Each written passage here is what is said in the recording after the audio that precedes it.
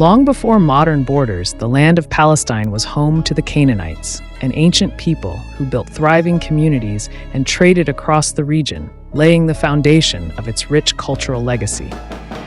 In time, powerful empires took notice.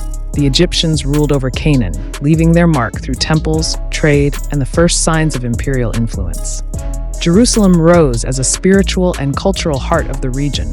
It became sacred to the followers of Judaism and later Christianity and Islam, forming the epicenter of countless stories and faiths.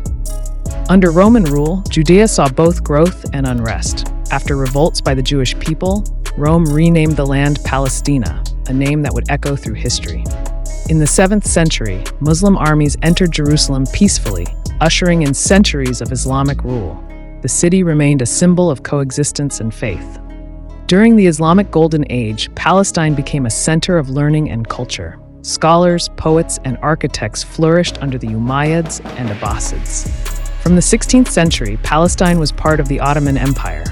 Life moved in rhythm with tradition. Markets bustled, communities grew, and Jerusalem's holy sites stood in quiet dignity. After World War I, British forces took control. Tensions grew between Arab Palestinians and waves of Jewish immigrants, setting the stage for future conflict. As persecution in Europe increased, many Jews sought refuge in Palestine.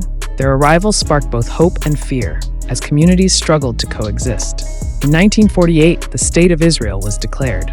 War followed, and over 700,000 Palestinians were forced to flee.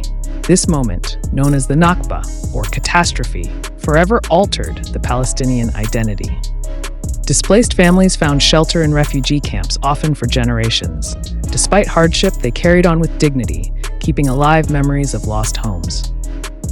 Today, Palestine remains a symbol of resistance and resilience. Protests, art, and voices rise in search of justice, freedom, and a lasting peace.